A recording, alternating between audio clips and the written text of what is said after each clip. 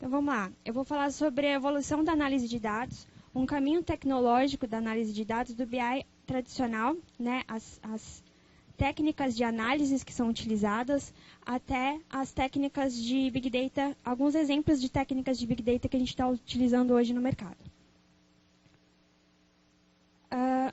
Vamos pensar um pouco sobre evolução da análise de dados. Eu coloquei esse conceito porque eu acredito que na tecnologia não existe um salto, um Big Bang ou uma inovação que surgiu do nada sobre análise de dados. Mas sim um conjunto de técnicas que vem sendo aprimoradas e pré-estabelecidas no mercado, né? Que algumas já têm conceitos mais predominantes como BI, mas que o fato de não existir essa explosão de dados, essa explosão de inovação, também não é algo ruim. Ela é natural, dada a nossa capacidade cognitiva, a nossa característica cognitiva de aprendizado. Então, e é justamente essa diferença do que a gente tratava antes para agora. O que eu quero passar para vocês é justamente isso. O que muda do BI para o Big Data na perspectiva de análise, certo? Vamos fazer um exercício um pouco diferente para eu conseguir fazer uma introdução para vocês. Eu gostaria de levar vocês a pensar qual foi a primeira relação do homem com o dado. Em que momento que a gente passou a registrar, a armazenar, né, e analisar o dado? E eu fiquei pensando que talvez isso comece... A gente tem uma relação muito mais antiga do que a gente imagina, né, com os registros históricos. Na Idade Média, a gente... Na idade dos tempos das cavernas, a gente já tinha o hábito de registrar informações em forma de imagens nas cavernas. Com o tempo, a humanidade adotou culturas nômades, né? Algumas sociedades e civilizações mais que outras, mas onde foram surgindo a necessidade de compactar aquelas imagens, né? Onde foi desenvolvida as grafias, compactar as imagens e conseguir armazená-las não só nas cavernas, mas também nas pedras, né, nas escrituras de pedras, e depois papel, papiro, onde era possível transportar todo esse nosso registro histórico, né? E, assim, uma breve analogia é que talvez algumas coisas façam sentido, né? Por exemplo, se você for parar para pensar, as pedras foram os nossos primeiros HDs. Ou os Flintstones, né? Faça algum sentido naquele desenho. Talvez a mobilidade de você carregar dados consigo mesmo não seja algo tão novo e tão inovador assim. Isso me leva a pensar que os dados, eles nos contam histórias, né? A gente tem algumas histórias que a gente pode analisar,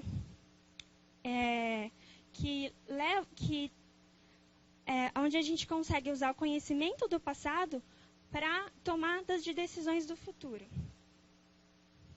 A gente tem aquele momento que, de repente, você está se preparando para a batalha e depois você pensa, ai meu Deus, será que eu esqueci o forno ligado? Sobre os gatos, eles sempre caem de pé.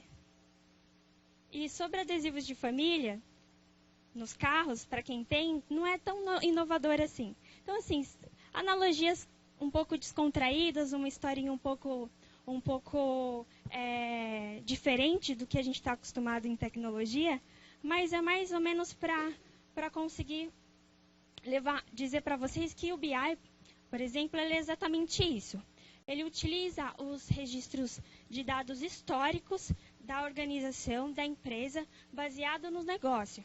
E através da leitura desses registros, ele vai te dizer qual é a história que aquele evento da empresa está te contando. Ele vai te dizer, ele vai sinalizar baseado em dados, baseado no que acontece, qual é a medida correta que você vai adotar para a sua empresa. É exatamente isso, a gente analisa o passado, o evento ocorrido. E uma coisa bem interessante, que eu gosto de colocar também, principalmente para quem já é de BI, é legal colocar o que o BI não faz.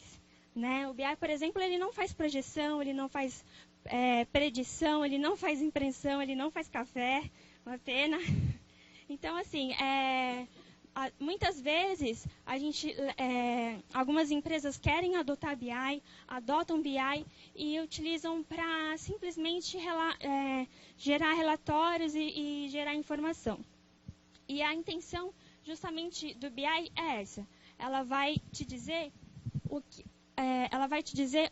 baseado nos eventos ocorridos, como está o seu negócio hoje. Ele pode ser adotado de uma forma corporativa ou ele pode ser adotado apenas por um departamento do seu negócio, certo?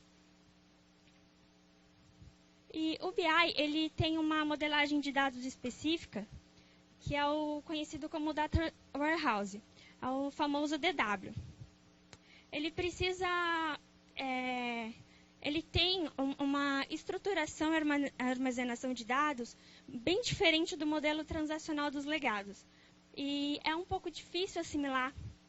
Quem é de BI, para a gente é um pouco difícil assimilar a estruturação de dados transacional e para quem é de sistemas legados também é um pouco difícil assimilar como que é estruturado os dados dentro do BI. Eu vou exemplificar um pouco dos objetos que compõem o Data Warehouse para a gente entender como que é feita a análise hoje e depois a gente fazer um paralelo como que é feita a análise no Big Data, certo? Então, assim, os objetos que compõem o DW, eles são tabelas com propriedades de fato e as outras tabelas com propriedades de dimensão. A grande diferença é como elas se relacionam. A gente tem, eu vou começar pela tabela fato, e a fato, onde fica armazenado o registro histórico dos eventos ocorridos. Ou seja, um exemplo que eu uso bastante, que é bem comum, é a venda. Toda organização vende alguma coisa, certo? Toda empresa vende alguma coisa. Seja ela produto ou serviço. Então, é o exemplo mais fácil de assimilar para um BI. A fato, ela é constituída somente de métricas, que são os dados quantitativos, e as SKs, que são as chaves, surrogate keys, são as chaves que vão dizer por quais dimensões, ou seja, perspectivas, que aquele evento de negócio é analisado. Ou seja, eu posso ter a quantidade de produto, venda líquida, sei lá, as minhas métricas de venda, e eu posso analisar ela por cliente, geografia, né? Eu posso ter uma dimensão geoespacial, estrutura da empresa, canais, dimensão de tempo, né? De série de tempos. E então a fato ela é constituída somente dessas características. Aqui eu tenho um exemplo de dimensão. As dimensões, elas contêm os dados descritivos distintos. Elas vão classificar e definir o evento ocorrido na fato. Então, assim, a diferença entre a fato e a dimensão é que as dimensões não possuem métricas e a dimensão só possui uma chave, que ela é onde liga ela para fato. Por isso que você tem o conceito de star schema. Porque se você voltar aqui, a fato ela tem todas essas chaves que se relacionam com todas as dimensões, mas a dimensão só se relaciona com a sua respectiva fato. Claro que você pode ter dentro do seu DW diversos modelos star schemas como esse, ou modelos, existem outros modelos que não, esse aqui é o padrão comum mais utilizado, e você tem também Snowflake, Factless, e outros modelos que você pode ter, e também você pode compartilhar uma dimensão para mais fatos. Então, assim, a estruturação dos dados para análise de registros históricos, ela é feita hoje no mercado desta forma. Esse é o BI. Eu tenho mais algum conteúdo aqui, as hierarquias. As hierarquias são propriedades somente da tabela de dimensão. Elas determinam o nível de granularidade que o seu evento é analisado. Por exemplo, na sua fato, você pode ter a venda realizada por mês, por dia, por hora e assim sucessivamente. E a dimensão, ela ajuda nos índices de query, de tabela, de performance. Conforme você vai fazer a sua análise de dados nos relatórios finais, você tem que pensar de ponta a ponta. Você tem que construir as suas dimensões, as suas hierarquias, pensando já no nível de indexação desses dados. Aqui é um exemplo de hierarquia, que é um dos mais simples também, fora a de dimensão tempo, é a dimensão de geografia, onde país fica dentro de estados, dentro das cidades, bairros, etc. Então, assim, só para você entender a hierarquia de estruturas de dados, essa é uma propriedade somente das tabelas de dimensões. Certo? Aqui eu tenho um exemplo de como seria uma query para BI, né? Como que eles se relacionam. Eu tenho aqui as minhas colunas de ano, produto, cliente e tipo de entrega. E aqui as minhas métricas de agregação, que vão me dar a quantidade de valor para essas respectivas dimensões. Valor, preço, valor da quantidade, preço e valor de venda. E aqui as minhas tabelas de origem. Então, eu tenho aqui a minha fato, as minhas dimensões. E ele faz um inner join de SK com SK, certo? E aqui os group bys de acordo com as agregações que eu estou realizando. Quando você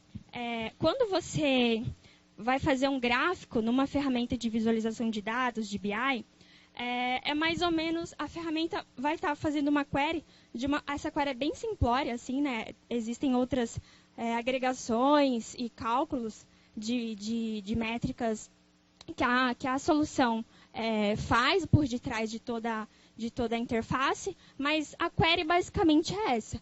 Então, assim, eu utilizo bastante para esse conceito, para fazer debug entre aplicação, resultado de aplicação e banco. Tá? Aqui eu trouxe uma forma diferente, porque às vezes, para algumas pessoas fica mais fácil de assimilar lendo código, para outras vendo a estrutura dos dados. Aqui é o exemplo de um modelo de dados tradicional.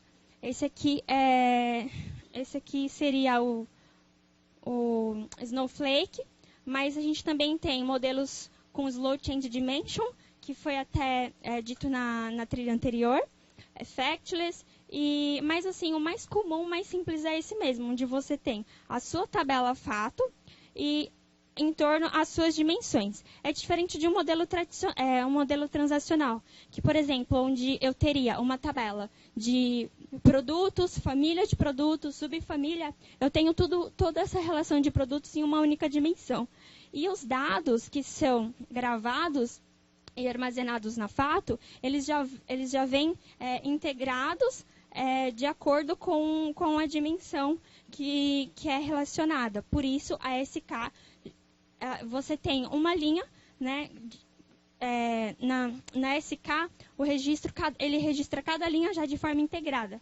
Então, assim, como ele sempre vai gastar mais volume de banco que o seu legado, porque ele vai armazenar já linha a linha de forma integrada, tá? Já com todas as queries prontas de todas as dimensões, com todas as informações de dimensões que existe no seu negócio de análise, tá bom?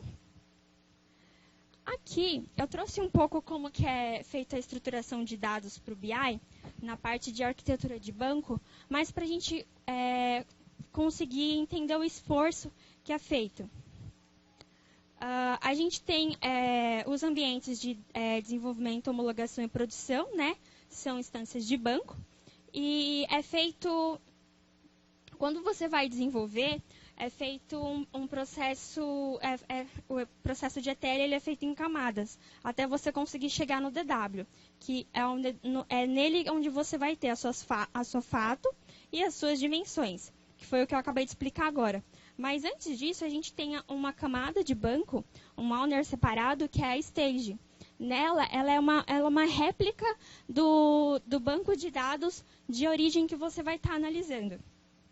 Ou seja, toda a base de origem do seu legado, das interfaces de sistema CRM, ERP, Financial, tudo isso que você vai estar utilizando para análise de negócio é espelhado primeiro em uma stage.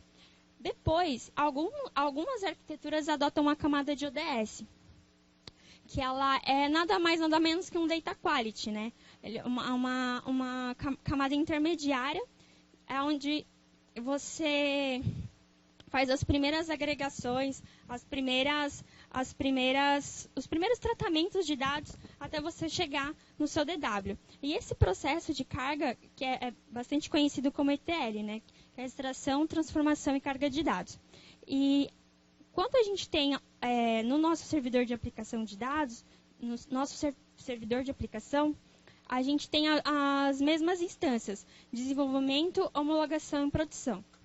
O BI tradicional, esse processo de ETL, ele é um dos processos mais extensos da parte de análise de dados, é um dos mais custosos, né, fora gastos de ferramenta, software, e é justamente onde a gente tem o gargalo de demandas hoje de análise de dados, de demandas de análise de negócio. Porque exige um esforço muito grande e a necessidade de informações de negócios, hoje a demanda é muito mais rápida, certo? Então, só para a gente conseguir contextualizar todo o processo dentro da arquitetura de como os dados hoje são armazenados para BI. Tá? E aqui seria mais ou menos um exemplo de um indicador de BI. Vocês podem falar, Karina, legal, a gente entendeu como que é a estrutura, ou a gente já conhece, mas dificilmente a gente consegue trabalhar de ponta a ponta, né? Geralmente a gente tem cada profissional ele está se especializado em uma parte específica do processo de análise de dados. E aqui eu trouxe um case que mostra foi um case feito por um BI de supply chain, né? Uma cadeia de suplemento de estoque. E é um indicador bem simples, ele chama índice de giro. E ele mede o quanto de rotatividade existe dentro do estoque de uma certa filial ou centro de distribuição de uma empresa. Se o índice de giro for inferior ao nível de estoque, ele significa que existem produtos armazenados em estoque, ocupando espaço, tempo, ou às vezes até mesmo produtos que são perecíveis. Ele diz que existem produtos que não estão sendo comercializados, não estão sendo utilizados, não estão sendo vendidos. A gente tem aqui um exemplo na filial 8, onde o meu nível de estoque é muito maior que o meu índice de giro. Então, onde a organização consegue tomar uma ação em cima dessa informação, onde eles conseguem entrar num nível de detalhe maior, saber quais são esses produtos, ou o que aconteceu com aquela filial, e de repente fazer uma promoção, uma oferta, ou algum consumo diferente para aqueles tipos de produtos. Então, assim, o BI ele é totalmente feito para analisar o que está acontecendo, os dados históricos. Esse seria um exemplo de um produto final, né, de BI. Claro que esse é um indicador bem simples, o exemplo que eu trouxe para vocês de modelagem é bem simplório mesmo, só para a gente rever de ponta a ponta como que é a parte de análise de dados, mas o conceito é basicamente isso, né? O que que a gente consegue analisar de dados da empresa hoje. Né? O BI ele olha para os eventos de uma forma gerencial. Ele olha de cima o que está acontecendo em cada segmento operacional da empresa e te diz como está aquilo. Mas hoje, nos negócios, você olhar só os dados de dentro da empresa já não faz mais sentido, né? Então, eu trouxe para vocês algumas características nas mudanças de demandas. Antes, o nosso perfil de usuário, ele só consumia os dados. Muitas empresas que eu já implementei BI, elas analisam o relatório pronto. Elas simplesmente, muitas até imprimem, né? A pergunta de todo usuário no final de homologação de projeto de BI. Dá para imprimir ou dá para colocar no Excel? É sempre assim. Então, assim, o perfil de analista de dados, ele está mudando. Ele precisa inteirar novos dados, novos tipos de dados. A volumetria de dados tem crescido exponencialmente. Assim, o consumo de internet, do social, eles geraram para nós novos tipos de dados. Só analisar dados estruturados não traz mais importância relevante ao negócio para a gente. E é onde a gente tem que adotar técnicas que parecem novas, mas nem sempre elas são. Né? A gente tem que adotar novas formas de analisar esses dados, mas, na verdade, são técnicas que já são utilizadas. Só que, para cada tipo de dado, a gente utiliza uma técnica diferente. É justamente isso que eu vou mostrar para vocês adiante. Aí vocês me perguntam, mas que sentido faz eu ter BI quando todo o mercado de tecnologia, todas as empresas estão usando Big Data como diferencial? Como eu mostrei para vocês, são conceitos, são demandas novas, né? A gente viu no slide anterior, em 60 segundos, o que acontece de internet. Só daqui dá para a gente ter uma noção da variedade, diversidade e volumetria, né? Dos dados, de como eles são gerados. A gente tem aqui, só de queries de pesquisa do Google, a gente tem quase 700 mil por minuto, né? Então, assim, o que esses usuários estão pesquisando? O que as pessoas querem saber? Como que a gente vai mensurar e analisar isso? Né? A capacidade que a gente tem só de armazenar dados históricos não é mais suficiente, porque eles vêm crescendo de forma muito maior. Os hardwares que a gente tem para analisar dados de BI, eles não foram feitos para analisar dados de vídeo, de música, de imagem, de IoT, né, que são gerados de uma forma muito maior. E então, muitas empresas elas já vêm adotando um novo ambiente, um novo ecossistema de dados que vem trabalhando em paralelo com o BI, que é chamado de Data Discovery e é basicamente o nosso Data Lake hoje, né? E assim, enquanto tem o objetivo de encontrar correlações e relações nessa diversidade e variedade total de dados, com o objetivo de encontrar a excelência operacional e novos modelos de negócios, novos comportamentos, o BI ele continua com o seu objetivo de acompanhar as metas e indicadores e gerando eficiência operacional e aumento de receita. Então, se você for parar para pensar, dificilmente vai substituir o outro. Se você colocar o objetivo inicial, que é gerar conhecimento e informação para apoiar as empresas a tomarem ação baseada em fatos, sejam eles estruturados, semi-estruturados ou não, sejam eles com técnicas de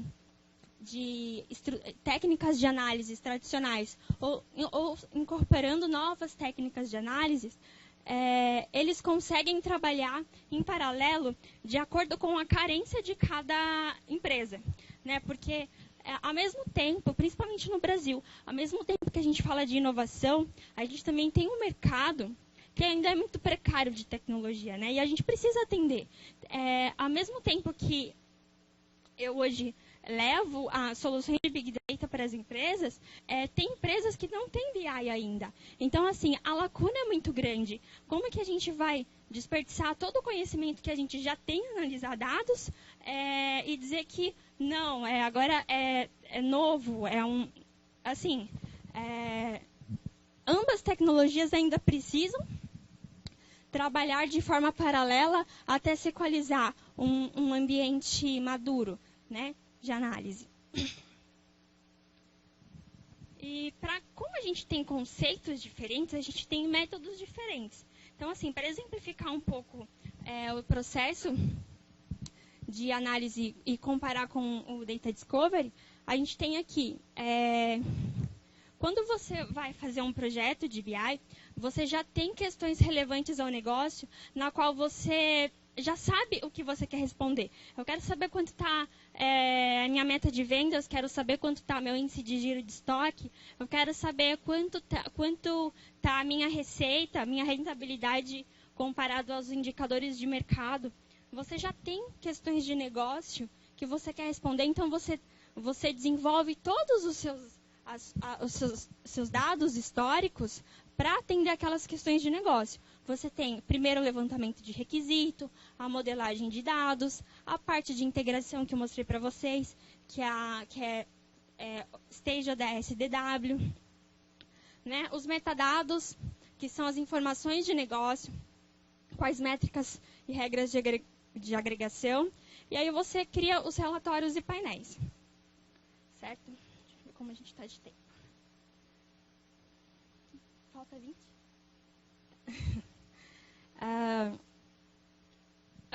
Então, e já no Data Discovery, o processo ele é cíclico. Ele não tem um início e fim. Você muitas vezes não sabe quais as perguntas você quer realizar, devido à variedade e volumetria de dados, o que é comum. Então, você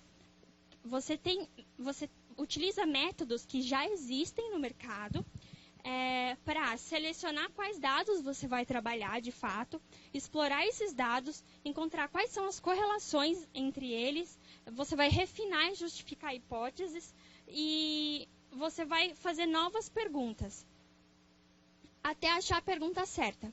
Uma vez que você tem uma pergunta que realmente faça sentido para aquela análise de dados, você tem uma projeção que você precisa monitorar, aí ele passa para o seu BI, que aí você vai continuar monitorando ele pontualmente porque aquela pergunta tem relevância ao seu negócio. Então, assim, da mesma forma que o BI de talvez 5 anos atrás, que foi desenvolvido na empresa, não faça sentido hoje. Então, são técnicas adotadas de diferentes métodos, mas que eles se completam. E uma coisa interessante do Data Discovery é que ele é cíclico. Então, conforme você vai fazendo o ciclo, a capacidade cognitiva e maturidade da área de análise da sua empresa, ela vai melhorando em torno do seu negócio. Você vai gerando cada vez mais informações. Isso é uma característica bastante vantajosa. Aqui eu falo um pouco da identificação de demandas. Tá? A gente já viu como que é feito a estruturação dos dados para BI, como que é analisado os dados históricos, qual o exemplo de um indicador. Nós vimos como que o BI e o Big Data pode trabalhar em paralelo, qual que é a diferença do processo de análise deles. E agora, eu fiz um exemplo aqui de algumas características que mais são demandadas no mercado hoje. Uma das atividades que eu faço é ser arquiteta de pré-vendas. Então, eu vou nos clientes, entendo a demanda, desenho a arquitetura e qual o produto certo. Eu trabalho com algumas tecnologias do mercado não só como específica. Então, qual que é o meu papel? É dizer para o cliente qual tecnologia vai se adequar melhor à necessidade dele. Por quê? Às vezes, o problema na organização está focado no tipo de dados. Outras vezes, é na apresentação dos dados. Ou pode ser na interação ou na infraestrutura, a capacidade de processamento, de analisar ou dados históricos ou dados que estejam sendo gerados muito rápidos. Então, assim, é importante a gente saber diferenciar qual que é a necessidade para conseguir saber qual que é a ferramenta, qual que é a solução correta a utilizar. Eu procuro não colocar etiquetas e falar assim, olha, esse já é ultrapassado, esse não. Mas, assim, eu acho que o nosso papel como implementador de soluções é justamente esse. Conhecer a demanda e conhecer a tecnologia e sim apontar qual que é necessária para cada caso. Porque é muito peculiar. As empresas hoje, elas mudam muito. Novos negócios vêm surgindo e os antigos negócios, muitos ainda continuam antigos. Então não dá para fazer essa disruptura ainda no nosso mercado, certo? Então, já que a gente já conhece que tem as diferenças das demandas, eu vou falar um pouco sobre as metodologias que a gente está utilizando para analisar os dados de Data Discovery, os dados de Big Data. Né? A gente usa bastante o Data Mining, né? Que é uma metodologia também bem usada antigamente e está presente até hoje. A estatística básica e matemática, que antes era utilizada em nichos específicos de mercado, hoje ela já é presente no dia a dia de quase todo analista de dados. E, por fim, os modelos estatísticos, que os mais usados hoje são as regressões lineares, coeficiente de correlação, fatores e método, análise fatorial e o Q-quadrado. Assim, essa lista de técnicas são as mais simples e as mais utilizadas para você analisar os dados do seu data lake, os dados distribuídos lá no seu Hadoop. Então, assim, é o conjunto dessas técnicas que estão sendo incorporados na parte de análise de dados hoje nas empresas. Tá? Porque se você não souber como analisá-los, a tecnologia por si só não faz a diferença. Só armazenar e processar os dados para a gente não é mais como na época das cavernas. Né? Não é só a gente inovar no quesito de armazenar e processar, mas sim de interpretar. E as técnicas utilizadas para BI não são mais suficientes. Então foram adotadas técnicas diferentes. Né? A gente tem novas soluções no mercado para analisar os dados hoje. Tá? Uma que eu vou mostrar para vocês, um exemplo simples, é o R. O R, na verdade, é um motor de cálculo estatístico. Ele tem sua própria biblioteca de linguagem. E ele é a engenharia que a gente usa. Tem outras soluções, outras linguagens, mas o R, ele como ele é open source, ele está sendo bastante consumido. Né? As pessoas que têm estudado, que têm se desenvolvido na parte de BI, estão utilizando bastante pela facilidade. E o RStudio, que na verdade é o client, a interface onde a gente faz os comandos estatísticos para o R calcular. Ele trabalha em memory, então assim, o seu limite, na verdade, vai depender da capacidade de hardware. Né? Ele tem versão cloud, é bastante interessante. E aqui eu vou exemplificar de uma forma bem básica uma análise com base em estatística para vocês entenderem um pouco a diferença de como era feito no BI e como é feito agora. As métricas e colunas hoje, elas que a gente analisava, por exemplo, a quantidade de produtos vendidos. As métricas no R, no universo da estatística, elas são conhecidas como variáveis. Elas podem ser dependentes ou independentes.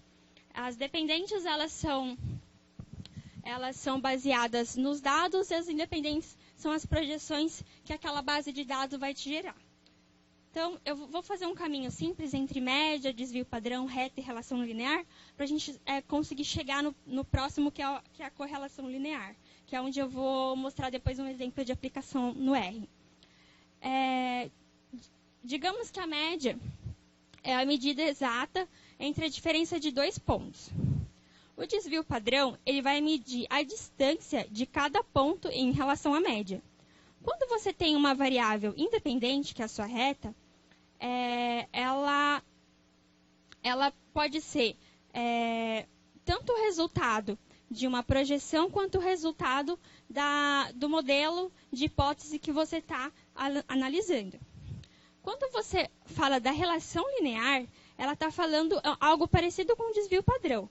Ela está te mostrando a diferença do ponto em relação à reta, da relação linear, a reta que você traçou como projeção de análise, certo? A diferença é que a relação linear ela é feita para cada ponto. Trazendo isso para o universo de dados, digamos que eu tenho uma quantidade de vendas 1, uma quantidade de venda 2, a gente vai analisar como se cada dado fosse um ponto. Na verdade, em um universo de modelo, de análise de modelo estatístico, existe um dos indicadores que eu coloquei naquela listinha, que é o coeficiente de relação linear. Ele é dado que é o nosso R, ele é dado pela letra R, e ele é uma relação, ele é um número que vai de -1 a 1, onde 1 é uma relação forte, 0 que significa que não tem relação, e -1 é uma relação fraca.